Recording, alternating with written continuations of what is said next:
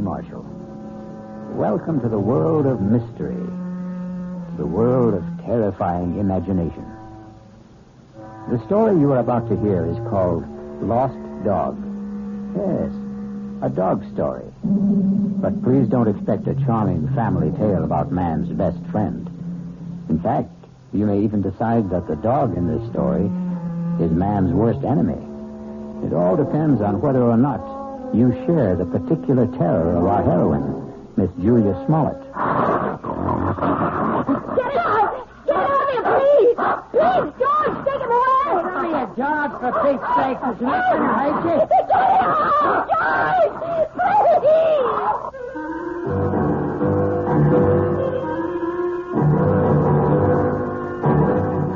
Our mystery drama, Lost Dog, was written especially for the Mystery Theater by Henry Slesser and stars Kim Hunter. It is sponsored in part by the Kellogg Company, makers of Kellogg's Special K cereal. I'll return shortly with Act One.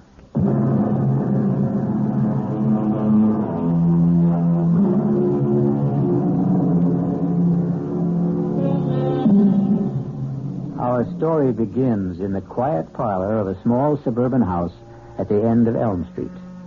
Well, not completely quiet, since young Ronnie Hughes is once again practicing his scales under the gentle, watchful eyes of his piano teacher, Mrs. Julia Smollett.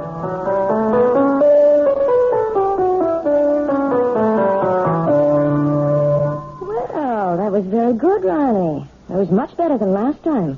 I still wish we could skip this scale stuff, Mrs. Smollett. I mean, I'm not saying that I'm ready to play concertos yet, but just the same... Why does it bother you so much, Ronnie? Well, playing scales makes me feel like a little kid, I guess. Oh, that's silly.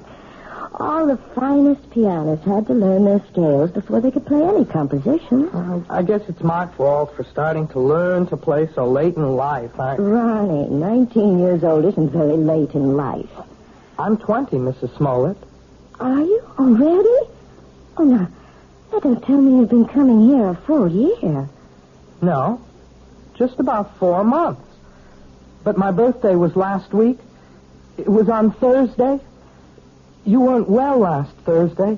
Oh, yes, that's right.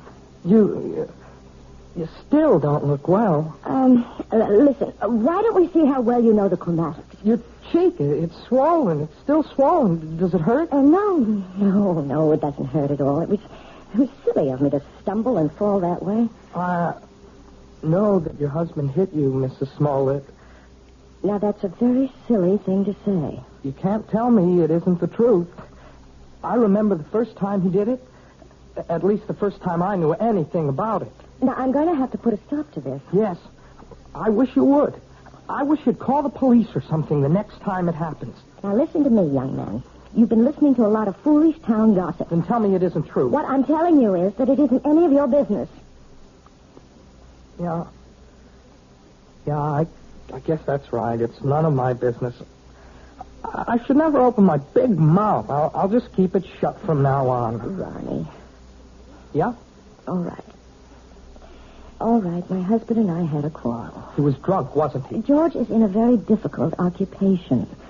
The competition is very keen, and, well, the people he has to deal with aren't always very gentle. I don't know anything about the trucking business, Mrs. Smollett. I just hate the idea of anybody hurting you. That's all. I just can't understand why he'd do such a thing. What did you do to him?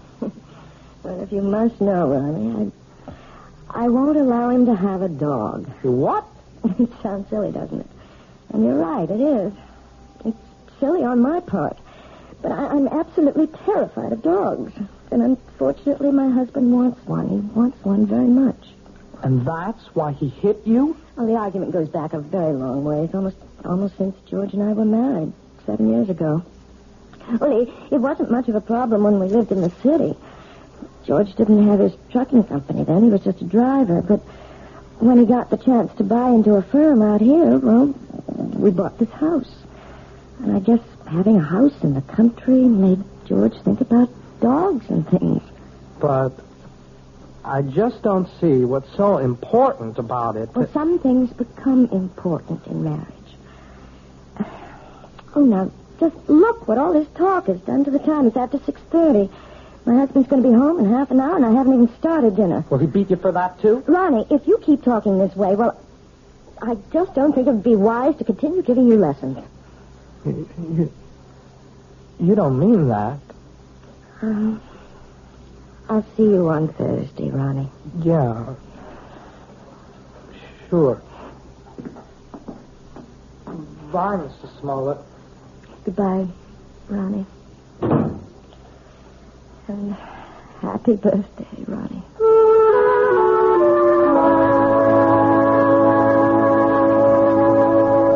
What else could I tell the guy? I had 2 semis in a repair shop. If I wanted the job, I had to use his equipment. Well, fine. Only nobody was going to hook me for a $500 premium. Hey, are you listening, Julia? Yes. Yes, I'm listening, George. What's the matter with you tonight? I'm a little tired, I suppose. Tired? You? From what? Lifting the piano cover? Nah, you make me sick, you know that? You weren't listening to a word I said. You don't care about what happens in my business. You never cared. Well, I never understood much about it. You always talk to me as if I'm one of your associates. I know what's eating on you. Think I don't know? You're sitting there like the last judgment. You're sitting there blaming me for taking that swipe at you last week. No, you're wrong. Look at yourself. You didn't even bother putting makeup on that cheek of yours. Makeup wouldn't cover the swelling. Yeah. You want to remind me how much you suffer. Well, I got a hot flash for you, kid. The one who suffers around this house is me. I could enjoy this house plenty. I could have a great time if you weren't so sick in the head. You're talking about the dog again. Why not? You think I forgot? But surely it can't mean that much to you. I've had dogs ever since I was 6 years old. You never talked about it when we were living in the city. That was different. Who put a dog in that air-conditioned chicken coop? But now we've got a house. A real, honest-to-God house, Julia. A house needs a dog. Oh, George, you know I feel terrible about saying no, but I can't help myself. It's just something in me. It's a phobia, I guess, but dogs terrify me. Even small dogs, tiny, harmless little dogs. I go to pieces when one comes near me. It's all in your mind. Yes, but isn't that enough? No, not for me it isn't.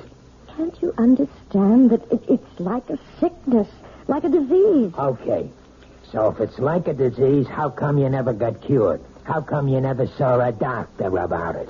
A doctor? Yeah, that's right. You're telling me you're sick? We'll just find out.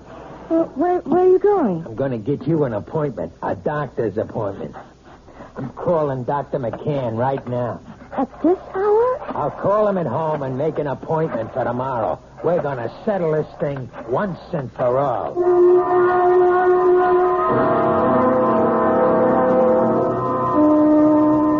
Well, Julia, maybe I'm the wrong kind of doctor. What do you mean? Well, if you're serious about getting rid of this phobia, that would take a specialist. You mean a psychiatrist? Oh, some kind of head doctor. I'm sure you realize that people who are afraid of certain things, well, they've usually had something happen to them in their childhoods, some traumatic experience or other that gets stuck in their mind like a burr and won't come out. Doctor, you know we couldn't possibly afford going through analysis. George's company isn't doing that well. He'd never stand for paying all that money week after week. Well, maybe you don't need all that couch stuff. Maybe there's something else you might try. Like what? Do you ever hear of hypnotherapy? You mean getting hypnotized by someone? Not just by someone. I mean someone who can put you under and maybe help cure you of this thing. I'm not saying it always works, but it does sometimes. Oh, I don't know. The thought sort of frightens me. Nothing frightening about it. It might be just the way to find out why you're really afraid of dogs.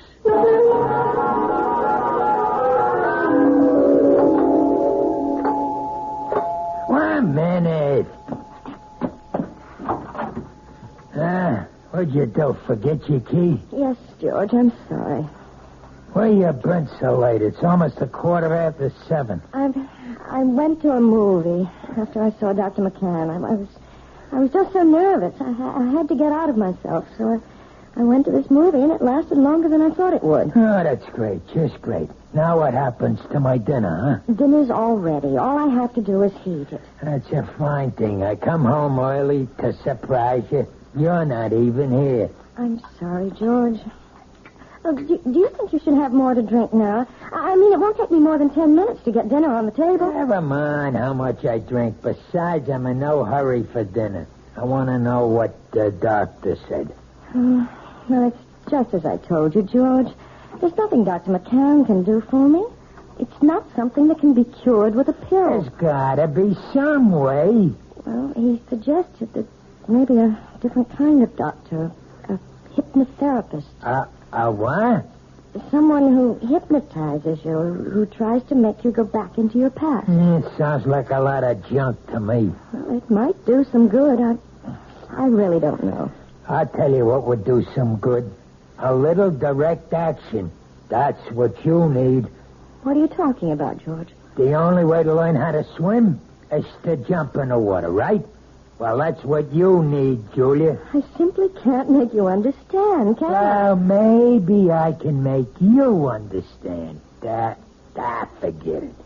You want to get that dinner ready? I'm hungry. Yes, I'm going now. Look, why don't you change first? Change? Yeah, your clothes. Get more comfortable. Well, yes, I think I'd like to do that, George. I won't be long.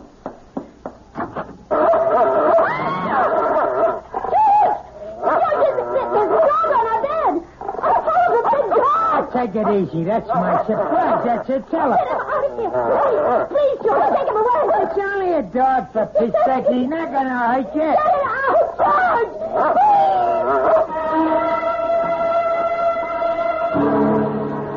It only goes to prove that there are more terrors in this world of ours than anyone imagines. But the question in the Smollett house is, which one is the real terror? Attila the dog or George the husband? We'll learn more about both of them when we return shortly with Act 2. This is WOR New York, your station for the Mystery Theater.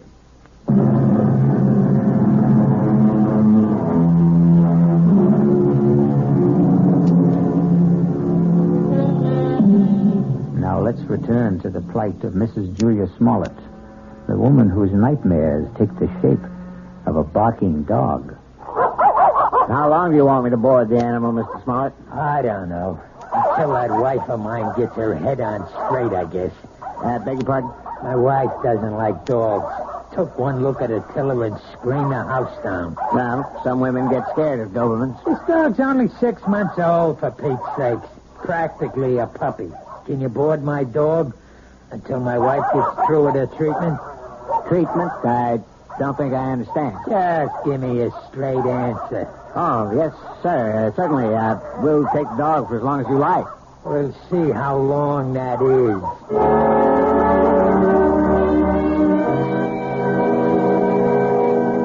Please sit down, Mrs. Smollett. Thank you. Right here, Mr. Smollett. Yeah, thanks. You both seem a little nervous. I'm sorry, Dr. Froelich, but I suppose I am. I know. Dr. McCann explained to me. He said that hypnotherapy was an accepted kind of treatment. For some cases, yes. Not all of them. All I want to know is, will it work?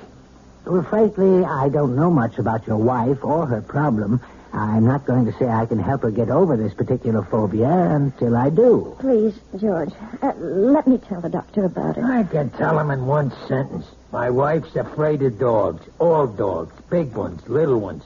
Falls apart when she just looks at one. No, that isn't true. I don't fall apart, as my husband said, unless I'm close to them. Animal phobias are one of the most common types I deal with, Mrs. Smollett, and I might say that I have a great deal of success with them. But how do you do it? I use a technique called hyperamnesia. Amnesia? Actually, it's the opposite of amnesia. After placing the subject in a trance state and making her completely willing to free herself from critical judgments about her past... Wait a minute. I'm not following you. What we do is get the subject to remember long-forgotten, very, very deeply repressed experiences. Sometimes they remember them in great detail, even though they still maintain amnesia at the conscious level. And do you see... I'm not sure I do. Do you mean you can find something in my mind that I don't even know is there? Possibly. It may take some time.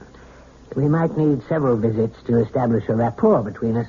But if all goes well, we should soon be able to find out if anything in your past is causing this problem. And, of course, that something will most likely concern a dog.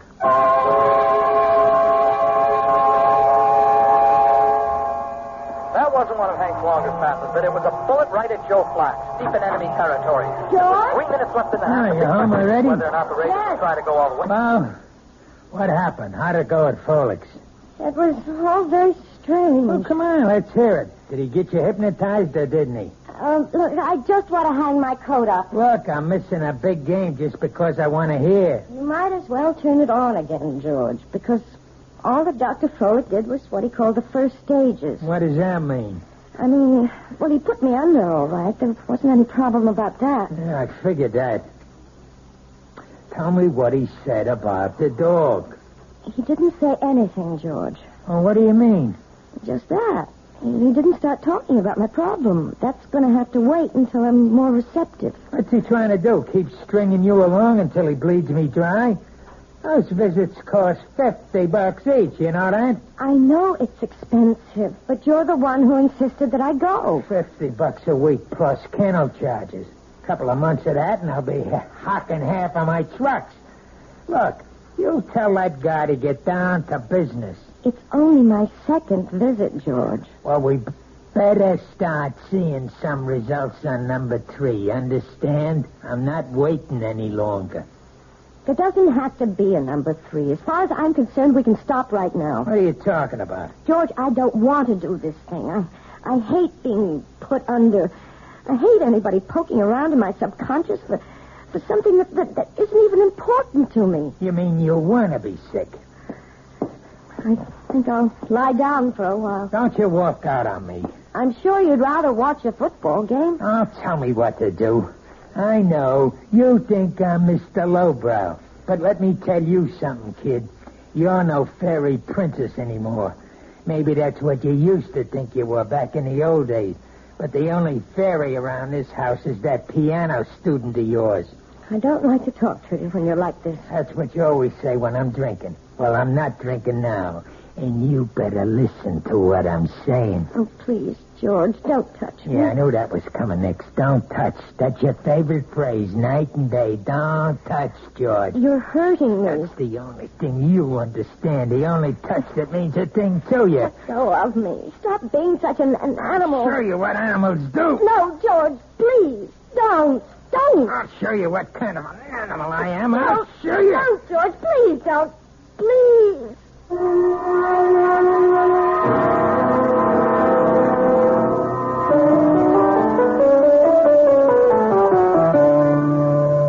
Well, I guess that wasn't much better, was it?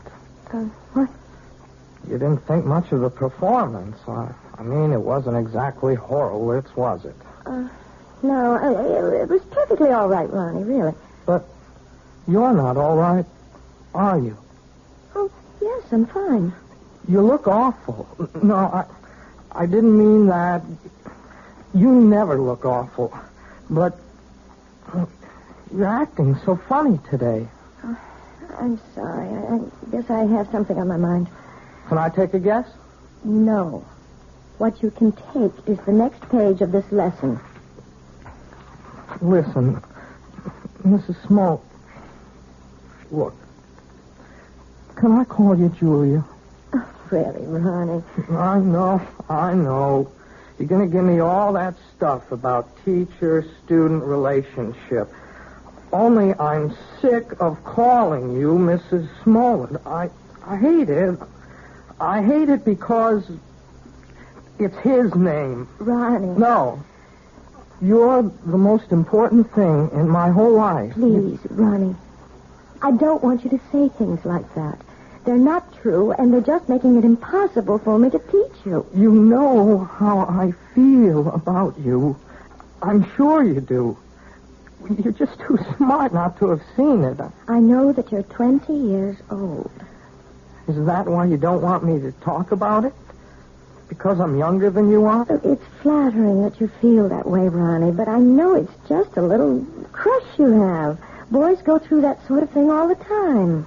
Boys. Crush. Look, you're treating me like a kid.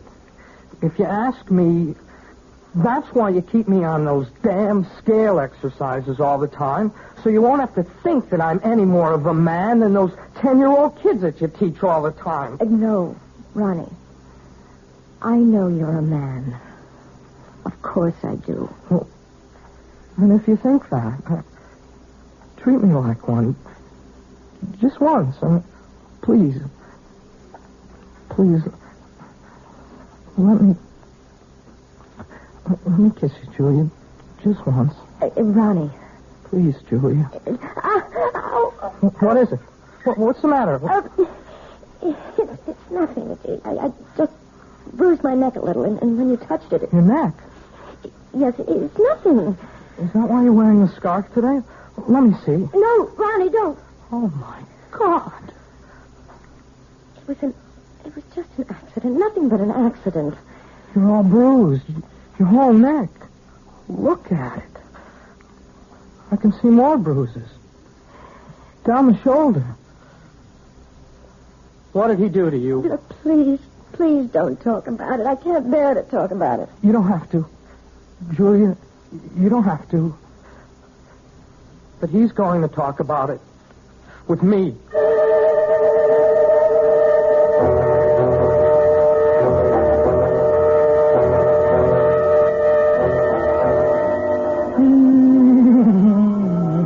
Hey, listen to that, will you? Doesn't that bring back memories?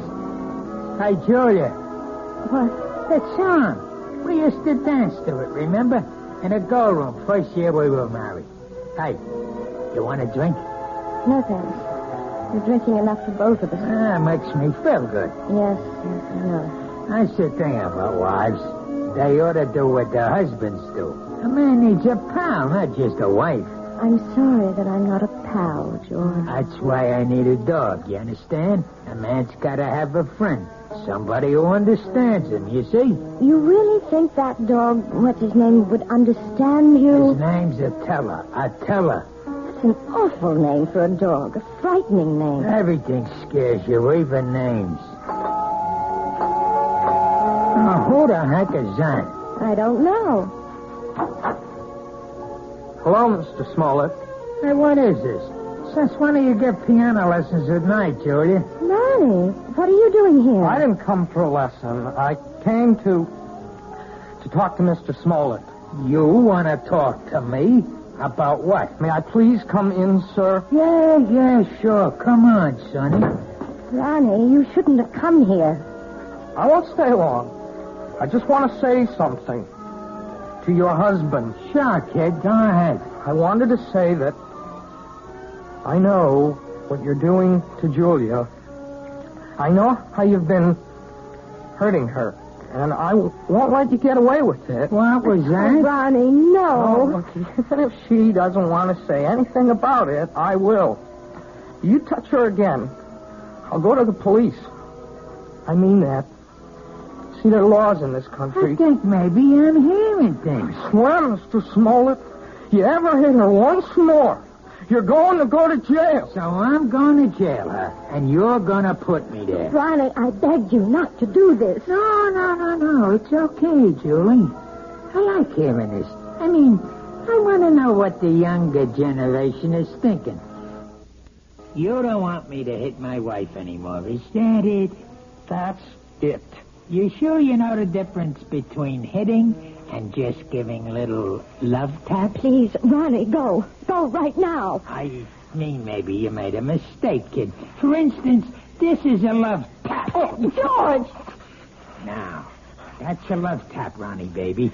This is... Oh, George, stop it! Don't! And you see the difference, kid? You better be sure you know the difference before you talk to the cops. George! George, don't! Oh, no!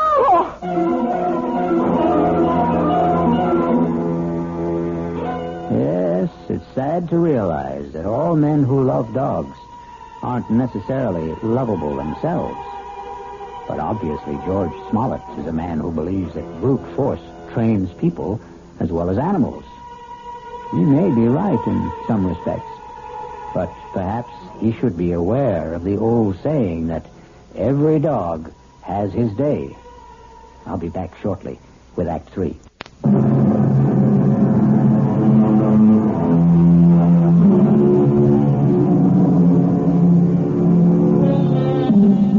An important day has arrived in the life of Julia Smollett and her husband George, because Julia is on her way to the offices of Dr. Froelich, who has promised that this is the day which may bring her back to the forgotten days of her past, perhaps to the very day when she equated the word terror with the friendly eyes and wagging tail of man's best friend.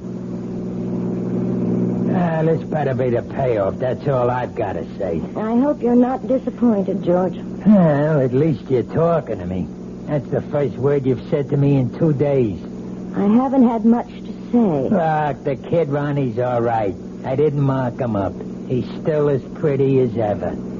That worries you, doesn't it? Nobody's got a right to walk into my own house and say those things to me. You have nothing to worry about, George. Yeah, that's what you say.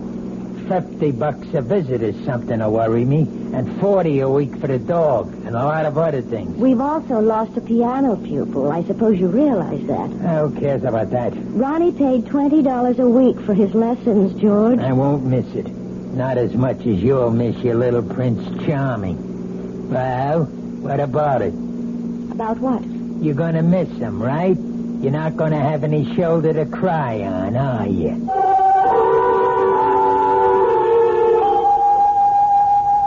I think I'd better explain exactly what I plan, Mrs. Smollett. We're going to try something called age regression. Age regression? It sounds as if you're going to make me younger. That's almost exactly what we'll try to do. Well, if you can, Doctor, you'll have every woman in America on your doorstep. All I'm going to do is attempt to take your mind back into your own past. I'm going to see if you can relive some of your earlier years. You mean that I might actually remember things from my early childhood? I'm hoping that you'll recall one particular thing. The thing which you've been concealing from your adult self for a very long time. It's rather frightening, isn't it? No, you mustn't fear knowledge, especially self-knowledge. Now, we'll just draw the window shade and we'll get started.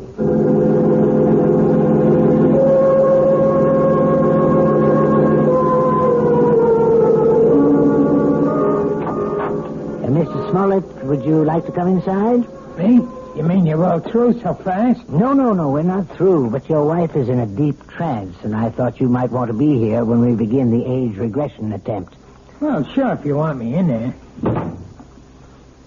Hey, she looks like she's asleep. But she isn't. Hypnosis only resembles the sleep state, but it's not. Mrs. Smollett is very much awake. Yeah? Mrs. Smollett. Julia, you may open your eyes now. Ah, that's fine. Now, tell me, do you know what day it is today? Yes. Wednesday. No, you're wrong. It's Friday, Julia. Is that right? Yes, Friday. No, Julia, it isn't Friday either. Do you know what day it is now? No. I don't know what day it is. In fact, right now you don't know the day or the month or even the year, Julia, do you? No. You see, Mr. Smollett, I'm purposely doing this to dislocate your wife in time. Oh, yeah, I understand. Julia, you're going to be a child all over again. You're going to see and hear and feel everything you did since you were a baby. And you're going to tell me everything I want to know about what you see, hear, and feel. You're going to answer all my questions starting right now. You understand? Yes. Julia, you are 1 year old. Do you hear me? You're an infant, only 1 year old. Tell me what you know, Julia. Tell me if you're afraid of dogs.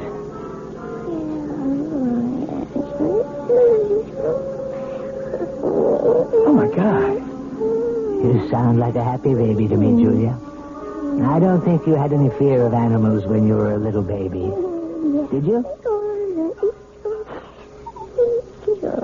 Now you're 2 years old, Julia. You can probably say a few words now. Are you afraid of dogs? No. And now you're 3, Julia. You're growing up very quickly. Now you're a big 3-year-old girl. And are you afraid of dogs now, Julia? No. I'm not afraid of Bow Wow. You're 4 years old now, Julia. Tell me if you're afraid of dogs now. It's all right to shake your head as long as you tell me, Julia. Now you're 5. 5 years old. What? Still not afraid of dogs? No. I'm not afraid. Now you're 6, Julia. 6. This can go on forever. Please, Mr. Smollett. Not afraid at 6, Julia? Then let's be 7 years old. You're 7 years old. Still not afraid, are you? Now, what about 8? You're an 8-year-old girl now. Topper. What was that? Topper. Poor Topper. What's she saying? Julia, who is Topper? Is Topper a dog? Topper's my dog. Where is Topper now, Julia? Topper's dead. They put Topper away. Then they killed him, and it's all my fault. What's your fault? What did you do, Julia? No. It's his fault. It's Bobby's fault. Who's he, Julia? Is Bobby a friend of yours? I hate him. He teases me all the time. I'm glad I did it. I'm glad. Only don't kill Topper, please. Please don't kill my dog. Does all this mean something? Yes, it means a great deal, Mr. Smollett. Julia, now please listen. I want you to tell me all about Bobby and Topper. Bobby lives next door. He's 10. He teases me. He pulls my hair. He tore my dress. He put mud in my shoes, and he hit Topper with a rock. Mommy! What happened, Julia? Why are you calling your mother? What's happened to Bobby? He's killed him! He killed him! Who? I warned him. I told him what I would do. I told him. Was it Bobby you warned? Sick him, Topper. Kill him. Kill him. Oh, my God. Quiet. Hey, Julia, listen to me. I want you to explain everything to me very clearly. Did you tell your dog to hurt Bobby? Yes. Did he hurt Bobby? Did Topper kill him? No, he hurt Bobby. He didn't kill him. He hurt Bobby in the neck, but they killed Topper. They killed my dog. And it's my fault. It's my fault. Well, I think we found the lost dog.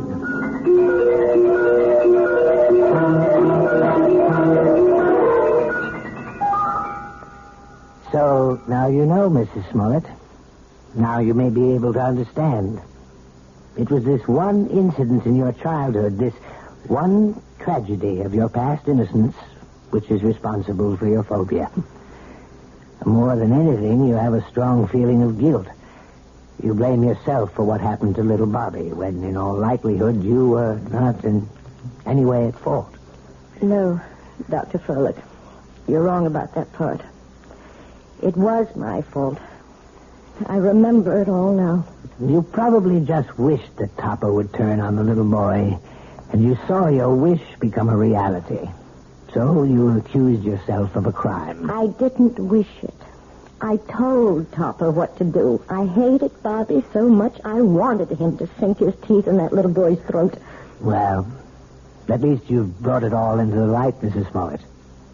And something tells me that it won't be long before you'll willingly accept the love and friendship of a dog again.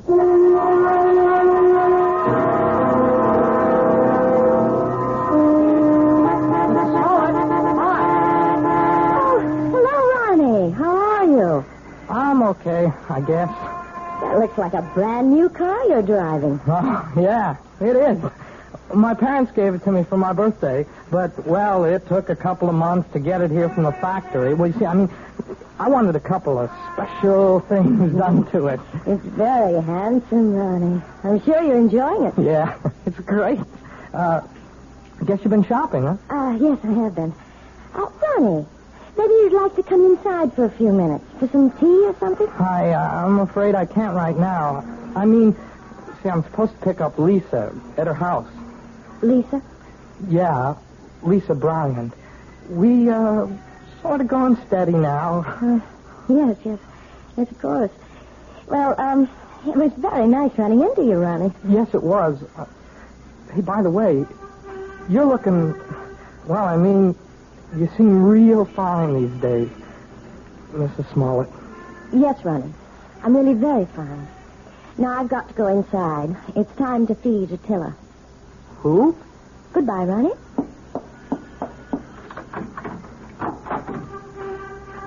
Attila! Where are you? Attila? Here, boy. Oh, where's that animal? Oh, well, I suppose he's playing in the yard or something. Oh, or maybe he's in the bedroom. Attila? No, not in there. Oh, I see George's jacket's back from the cleaners. I hope they haven't taken all the smell out of it. No, they couldn't do that. Nothing will ever take the smell of George out of anything.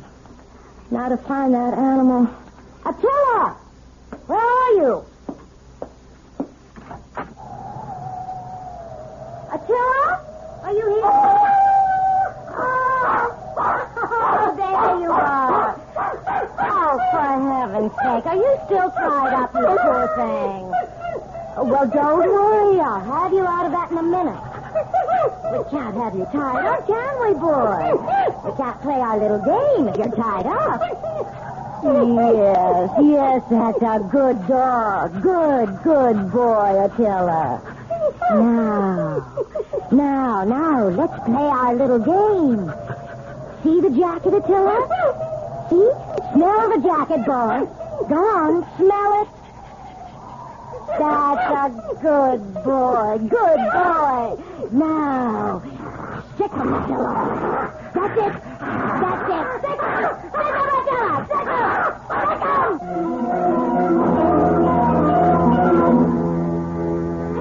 Who said a dog has to be man's best friend? Why not woman's best friend? Especially a woman like Julia, who is just learning how really helpful a dog can be. Or rather, she's remembering how helpful. And one day soon, George Smollett will come home to a very surprising greeting from his own pet. I'll be back shortly.